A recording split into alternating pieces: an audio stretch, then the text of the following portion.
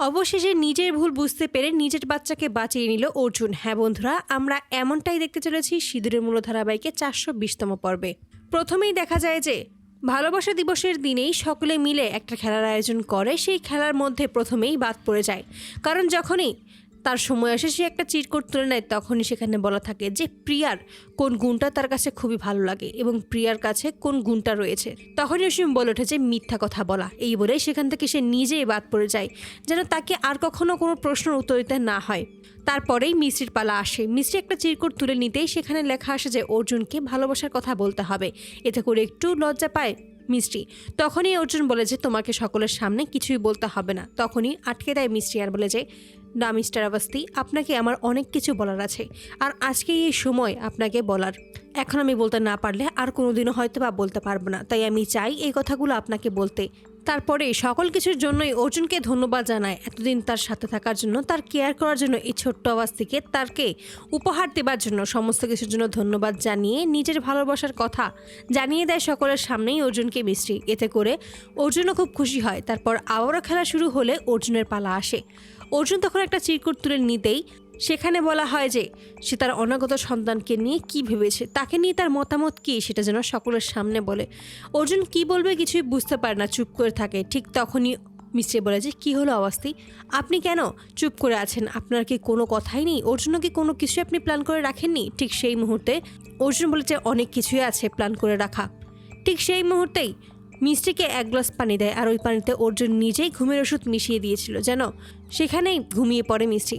ওই পানি খাওয়ার পরে মাথা ঘুরে যায় এবং সেখানেই জ্ঞান হারিয়ে ফেলে। তারপর সকলকে উপেক্ষা করে অর্জুন মিষ্টিকে নিয়ে হসপিটালে চলে আসে। সেখানে এসে কান্নায় ভেঙে পড়ে এবং ডাক্তারকে জানায় যে সে এই বাচ্চাটা রাখতে চায় না।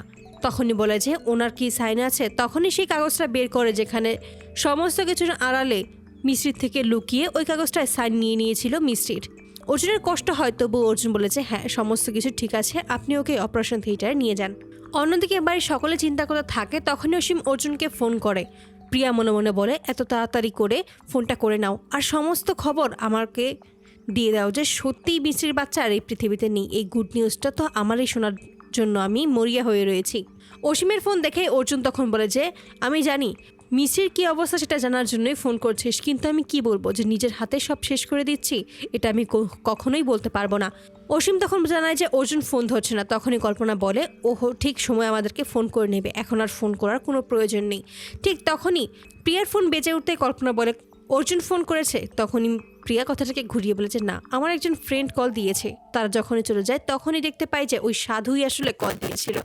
সাধুকে কল করেই জিজ্ঞেস করে কি হয়েছে। সাধু বলে আমি আপনাদের বাড়ির সামনেই দাঁড়িয়ে আছি, আপনি আমার পুরো টাকাটা নিয়ে আসুন। এতে করে ক্ষিপ্ত হয় আর বলে যে কিসের জন্য আপনি টাকা চাইছেন? পুরো কাজ তো আপনি করতেই পারেননি, আর এখন এসেছেন পুরো টাকা চাইতে? চুপচাপ এখান থেকে কেটে পড়ুন, এটাই আপনার জন্য ভালো হবে। অপরদিকে মিষ্টিকে অপারেশন থিয়েটারের সামনে নিয়ে যাওয়া হয় এবং অর্জুন ঠাকুরের সামনে আসে আর বলে যে তুমি খুব ভালোভাবেই জানো যে আমি সমস্ত কেন করছি, শুধুমাত্র মিষ্টিকে বাঁচানোর জন্য। তখন একটা ছোট বাচ্চা ছুটে আসে এবং অর্জুনকে টানতে টানতে নিয়ে যায় মিষ্টির অপারেশন থিয়েটারের সামনে এবং সেখানে এসেই বলে যে ওনাকে তুমি বাঁচাও। এই বলেই সেখান থেকে গায়েব হয়ে যায়। অর্জুন যখনই ভিতরের দিকে তাকায় এবং বাইরে পাশের ছেলেটার দিকে তাকাবে তখনই দেখতে পায় সেখানে কেউ নেই, আর তখনই বুঝতে পারে এটা তার ঠাকুরের ইঙ্গিত।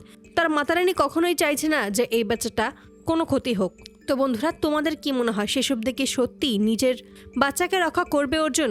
আমার তো মনে হয় যে সত্যিই সে এবার বাচ্চাটাকে রক্ষা করবে। তোমাদের মতামত কি সেটা কিন্তু অবশ্যই জানাতে ভুলবে না।